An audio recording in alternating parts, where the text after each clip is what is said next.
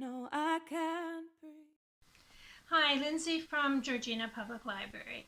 I am continuing with my series on new books that have come in 2020 since we locked down. These are items that we received in March through June, September, etc., that you may not have seen based on all the lockdowns and curbside and the lost opportunity to browse new books. I'm in honor of Black History Month, I am focusing my talk on books related to that theme. I just want to preface by saying we're learning and we want to learn. And there's been a great deal of interest in light of recent events, recent historical events, recent attention to older historical events, and the discourse around racism and white privilege and the need to understand each other and to change. And on that basis, there's been certainly a spike in interest for reading material related to all that. And that's the kind of things that came in hopefully will help with that discourse and with our education. I'm breaking this into three loose areas. First, books that relate to Black history and the experience mostly here in Canada. Books related to the discourse on racism. And then I just thought I would feature Black authors and memoirs. And some of these books have received a lot of attention. Some have been overlooked. Many of the books that you may have seen on reading lists or popular bestsellers or have received a lot of attention in recent reviews, those are just rolling in now.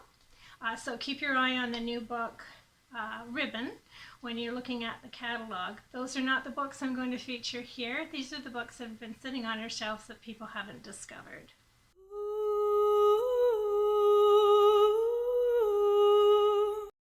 So I'm going to start primarily with books that deal with Black history. There is an intersection between books on Black history, lived experience of authors that are reflected in their novels, and certainly books on the discourse around racism. So there's some overlap on this. It's just a loose division to help bring these to your attention. So this first stack here, I'm going to start with this, which is a collection of essays and interviews with people. Many of these are older. They were out of print and have been reissued, and they feature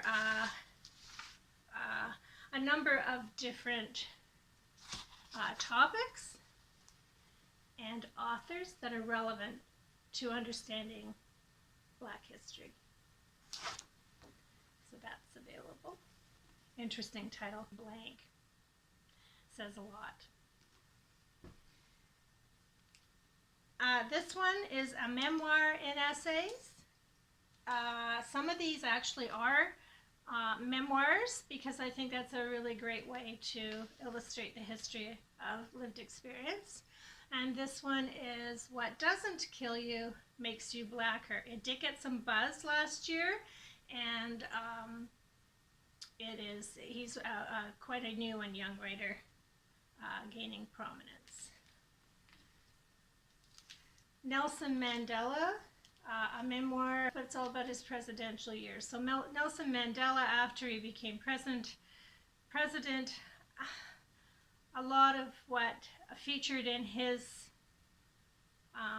world outlook was moving from a place of forgiveness, which a great many people in South Africa are unable to do at this point. And he was a rare human being, and I always think it's worth reading Nelson, and it gives you insights and understanding into an ongoing problem that hopefully will see some resolution in the future. But these are his presidential years.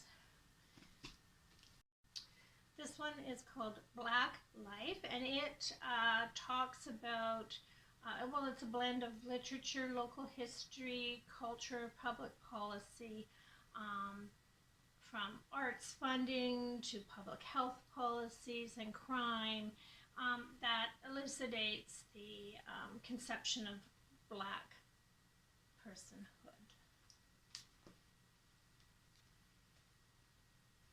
So this is a treatment on the Nova Scotia Home for Colored Children. I believe there was quite an extensive article about this in the Toronto Star, maybe with a couple months ago.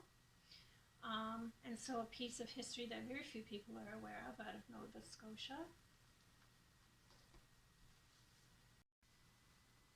This is a collection of stories and essays from people throughout the Black diaspora, writers, new voices, some who have been writing for some time. So it is, again, different writers giving their views.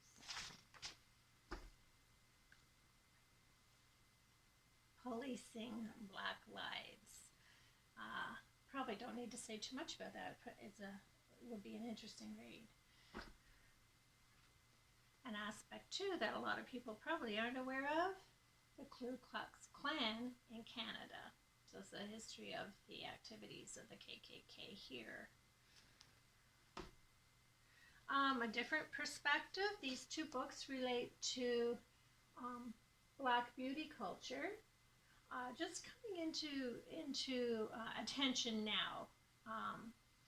The framing of what's beautiful and how the marketing for Black people, well, it was non-existent, but just going on to positivity, body positivity, and the relationship of the culture and marketing and commerce around beauty from the experience of Black people. A Race Against Time. This is an interesting one I put in here as part of Black history. It's a reporter who went back and has opened some of the cold cases around the civil rights era. Interesting.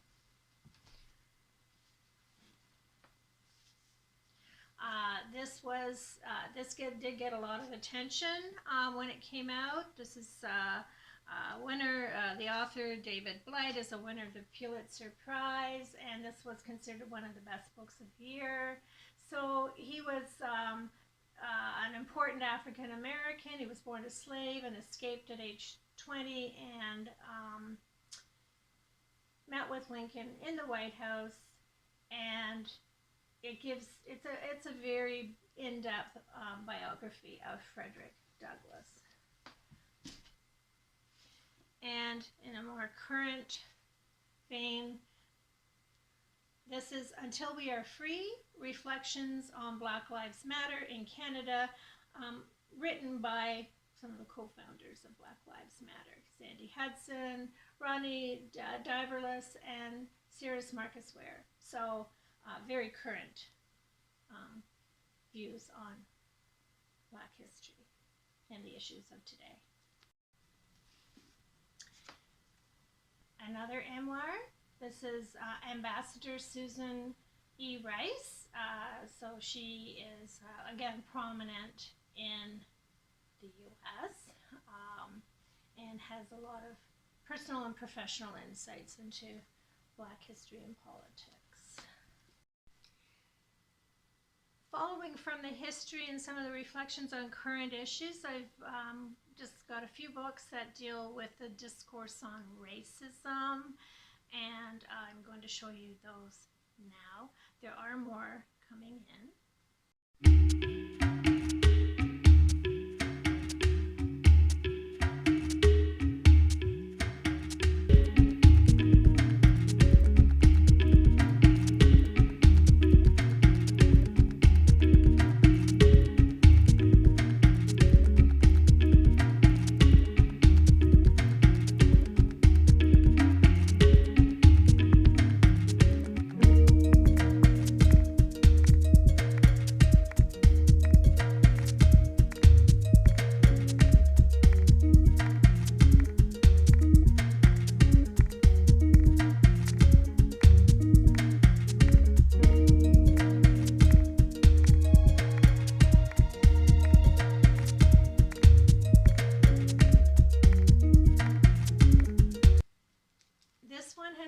featured in a number of recommended reading lists. Hitting a Straight Lick with a Crooked Stick. She's a New Yorker, writes a series of stories here that apparently are written with quite a humorous, satirical, humorous bent. There goes my stack again. Austen Clarke, the great Austen Clarke, previous winner of the Scotia Giller Prize for The Polished Hoe. He has a number of short stories here exploring Black immigrant experiences in Canada.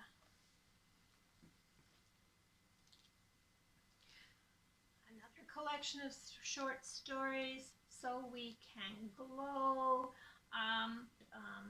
The stories of women, particularly, and their experiences.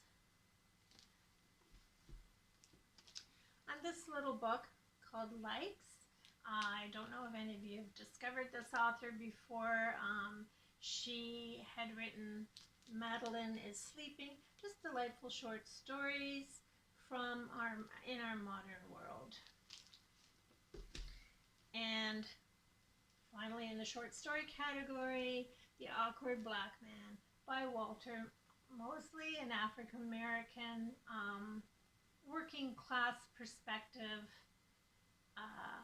just beautifully written and from the perspective of the Black experience.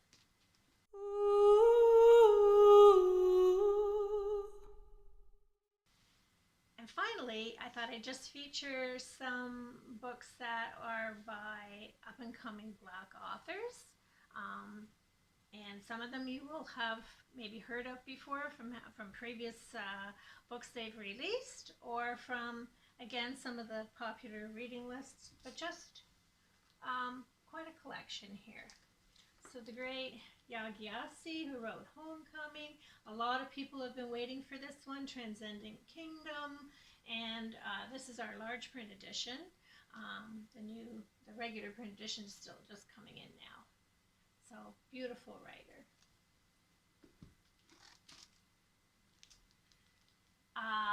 Black Sunday. And this has been getting quite a bit of praise, and it's a coming-of-age story. Youth of God is a Toronto Somali immigrant boy in that Somali diaspora, and all the issues pertaining to finding your place in the society. And it does talk also about the experience of the Muslim community here in Toronto.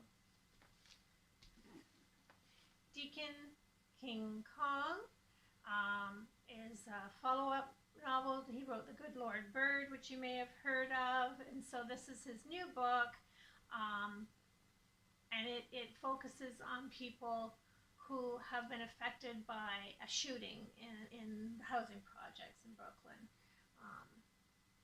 And it's actually set mostly, I think, in the late 1960s. Bit of history in that one as well. Saving Ruby King. It takes us to church community in Chicago.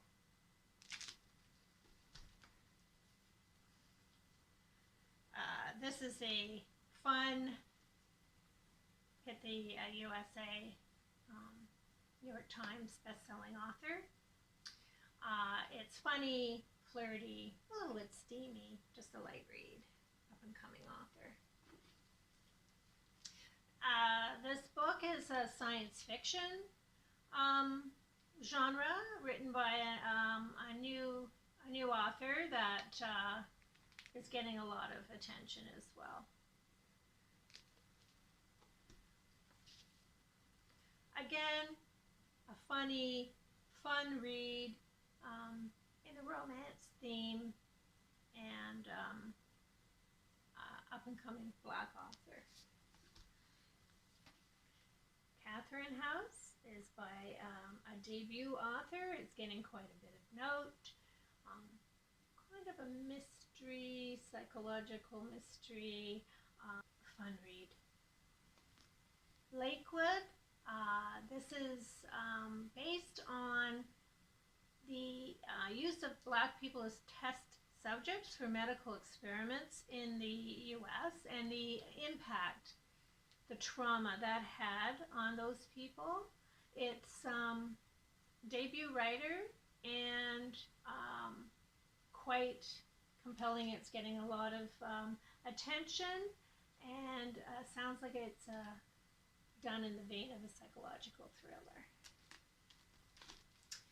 And then we have Remembrance.